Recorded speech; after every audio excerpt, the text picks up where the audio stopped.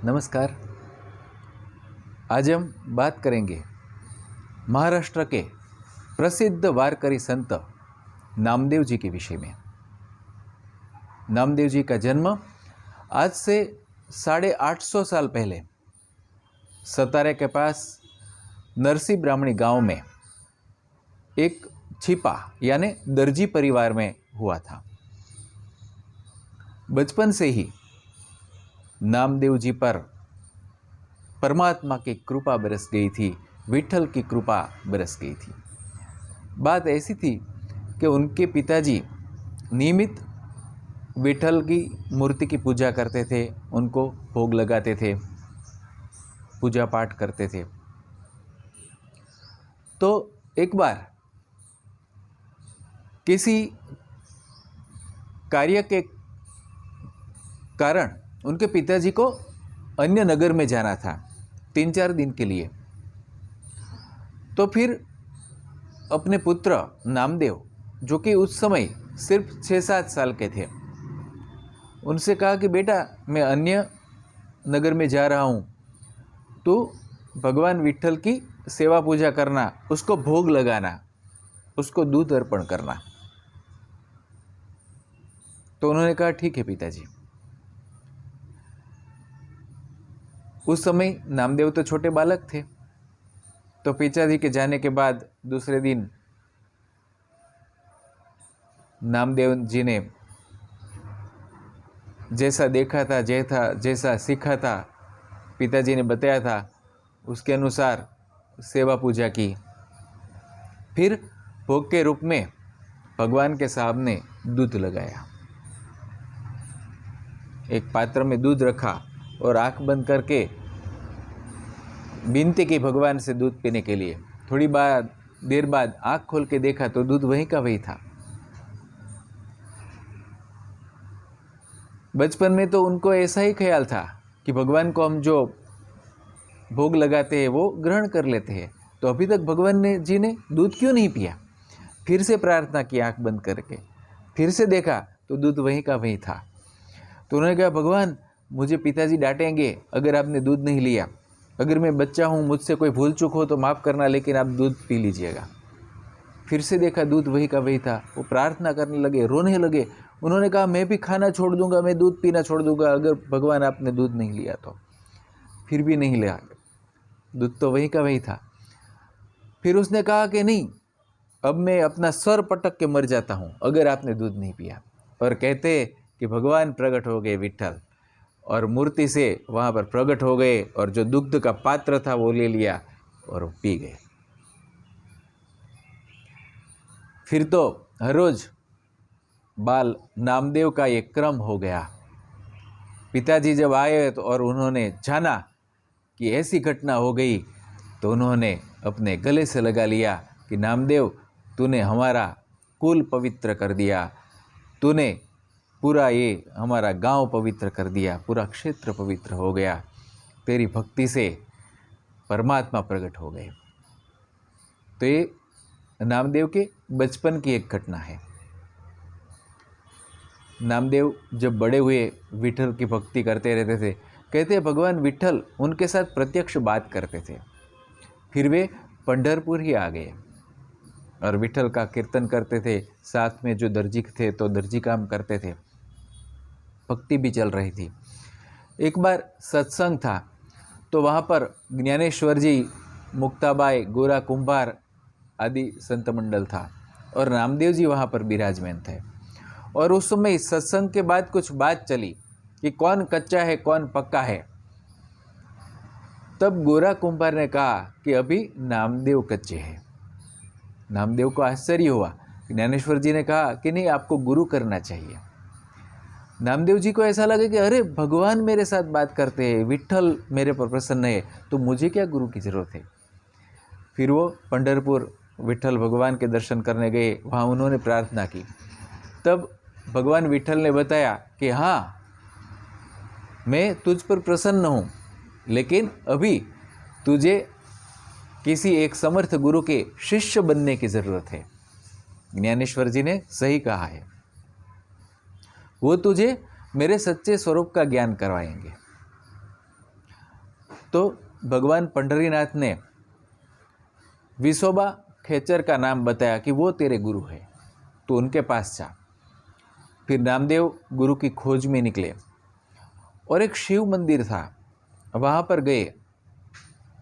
उन्हें किसी ने बताया कि वो वहाँ पर मिलेंगे, तो वहाँ पर देखा तो एक वृद्ध व्यक्ति कहते कि शंकर भगवान की मूर्ति पे पैर रख के सोया हुआ था। तो उन्होंने कहा, अरे ये तो कैसा अज्ञानी है। उसने कहा, महाशय आपने कहाँ पर पैर रखा है, कुछ पता है क्या? भगवान की मूर्ति पर कोई पैर रखता है क्या?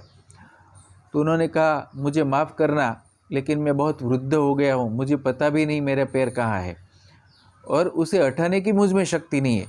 तू ही कृपा करके मेरा पैर हटा दे वहाँ से और वहाँ रख दे जहाँ पर भगवान की मूर्ति ना हो, भगवान ना हो।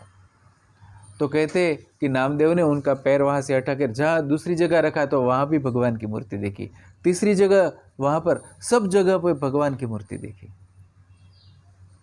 वो वृद्ध विसोबा खेचर ही थे, उनके ही गुरु थे। उन्होंने जान लिया था अपने अंतर्ज्ञान से कि ये नामदेव आ रहा है, तो उन्हें कुछ सिखाने के लिए, कुछ बताने के लिए ये सभी माया की रचना की थी। फिर उन्होंने बताया कि परमात्मा कण कण में है, परमात्मा कोई एक स्थान पर सीमित नहीं है, परमात्मा एक वैश्विक चेतना शक्ति है जो विश्व के कण कण में व्याप्त है। उसकी अनुभूति करने के लिए ज़रूरत है अपने गुरु के प्रति समर्पण की। हम गुरु के माध्यम से परमात्मा के प्रति समर्पण करते हैं और फिर समर्पित होकर के निमित्त साधना करने की, और साधना के बाद जब आत्मज्ञान होगा, जब साक्षात्कार होगा, तब पता चल जाएगा कि परमात्मा विश्व के कण कण में मौजूद है, सबके भीतर परमात्मा है।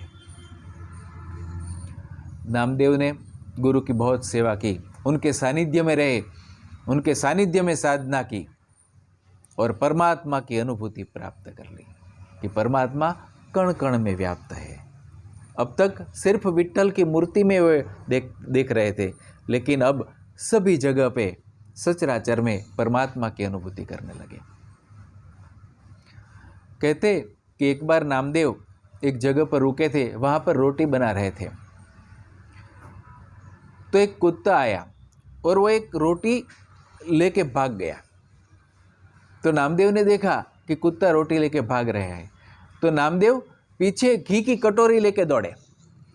उसने कहा, रुको रुको भगवान, ये तो रूखी रोटी है, अभी मैं इस पर घी लगा दूँ फिर आप खाइएगा। कहते कि उस कुत्ते में उन्होंने भगवान के दर्शन कर लिए थे, क्योंकि वो सचराचर में परमात्मा की अनुभूति करते थे। वो समदर्शी हो गए थे, मनुष्य मात्र के प्रति समभाव, इतना ही नहीं प्राणी मात्र के प्रति समभाव, क्योंकि सभी प्राणी में, सभी जीव जगत में आत्मा विद्यमान है जो परमात्मा का अंश है, उनका दर्शन करने लगे थे। उनके जीवन में कई चमत्कारिक प्रसंग भी घटित हुए थे। एक गांव में एक सुल्तान था जो कि धर्म का विरोधी था। वहाँ पर उस गांव में नामदेव जी का कीर्तन का आयोजन किया गया था। तो सुल्तान ने कहा एक मरी हुई गाय कि चमत्कार दिखाओ, अगर ये मरी हुई गाय उसको जिंदा कर दो, अगर नहीं हो सका तो आपकी भक्ति, आपका कीर्तन सब कुछ झूठ है, तो आप या तो अपना धर्म छोड़ दो या फिर मरने के लिए तैयार हो जाओ, सज़ा मिलेगी अगर गाय को जीवित नहीं किया।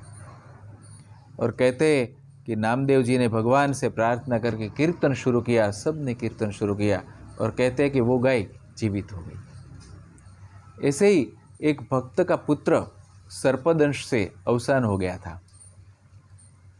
उसके मृत शरीर के पास जाकर भगवान को प्रार्थना की, सबसे कीर्तन करवाया और वो भक्त का मृत पुत्र सजीवन हो गया था।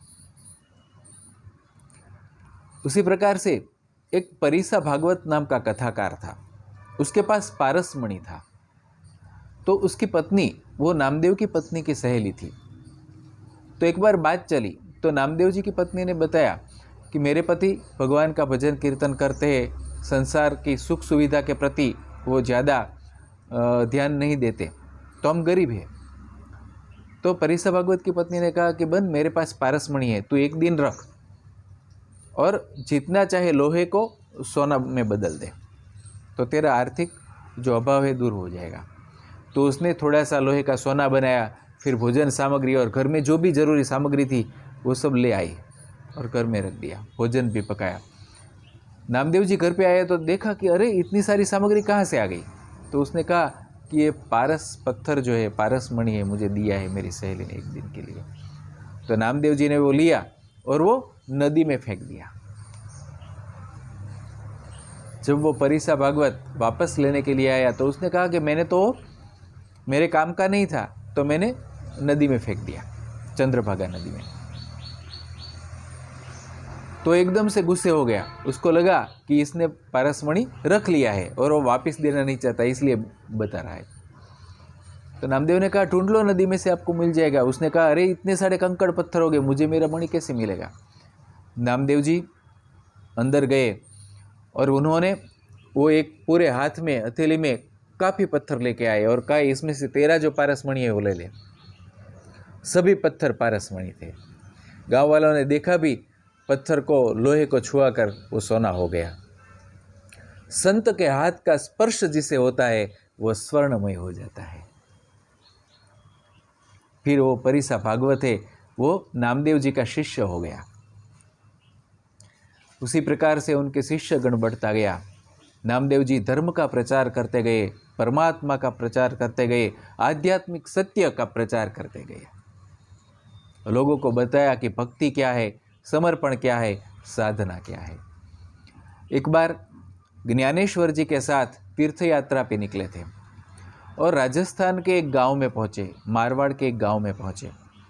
वहाँ पर सूखा था, अकाल था, सब साधु संत प्यासे हो गए थे।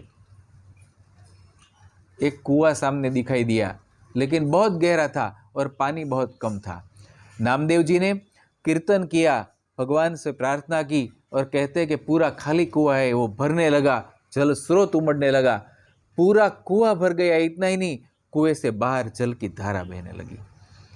सब संत लोग पानी पी करके तृप्त हो गए। इतना ही नहीं, गांव लोग भी तृप्त हो गए, गांव की पानी की समस्या दूर हो गई। तो ऐसे कई प्रसंग उनके जीवन में घटित हो गए थे। वापिस पंढरपुर आए। एक बार महाराष्ट्र के एक शिव मंदिर में वो गए और वहाँ पर वो पांडुरंग का कीर्तन करने लगे, विट्ठल का कीर्तन करने लगे। तो वहाँ पर जो पुजारी था उसने बाहर निकाल दिया कि ये तो शिव का मंदिर है और हम अपनी तरह कैसे अपनी पूजा करते हैं, अभिषेक वगैरह करते हैं, तुम यहाँ पर पांडुरंग का कीर्तन मत करो, वो अगर करना है तो वहाँ पर जाके करो, ये पंढरपुर नहीं है। तो कहते हैं कि नामदेव वहाँ से उतर के मंदिर के पीछे के भाग में जाकर कीर्तन करने लगे और कहते हैं कि भगवान की मूर्ति है, उसने नामदेव की दिशा में अपना मुंह कर लिया, मंदिर का द्वार बदल गया। आज भी वहाँ पर है जो मंदिर नागनाथ का, वहाँ पर जो नंदी है वो पीछे की साइड है। तो अभी वो दिशा परिवर्तन है, क्योंकि भगवान ने अपना मुंह नामदेव की ओर कर लिया था। तो ऐसे कई प्रसंग घटित हो गए। ज्ञानेश्वर जी ने जब समाधि ले ली, उसके बाद नामदेव जी फिर से तीर्थाटन के लिए निकले और उत्तर भारत और पंजाब में 15-20 साल तक लगातार परमात्मा के कार्य का प्रचार किया, लोगों को परमात्मा के संदेश दिए, कई कीर्तन की रचना की। आज भी गुरुबानी में, गुरु ग्रंथ साहिब में नामदेव जी के पद उसमें शामिल है, 60 से ज़्यादा पद शामिल है। उसी प्रकार से दादू पंथ के पंचवाणी है, जिसमें भी नामदेव के अभंग है, कीर्तन है, उसका संग्रह किया गया है। नामदेव जी के जीवन में काफ़ी ऐसे प्रसंग है, लेकिन हमारा समय अभी हो रहा है। लेकिन नामदेव जी ने अपनी 80 साल की उम्र तक परमात्मा के संदेश का प्रचार कार्य किया और 80 साल की उम्र में पंढरपुर विट्ठलनाथ के मंदिर के सामने ही उनके द्वार के पास समाधि ले ली। तो नामदेव जी को नमस्कार करते हुए आप सभी का बहुत बहुत धन्यवाद। नमस्कार।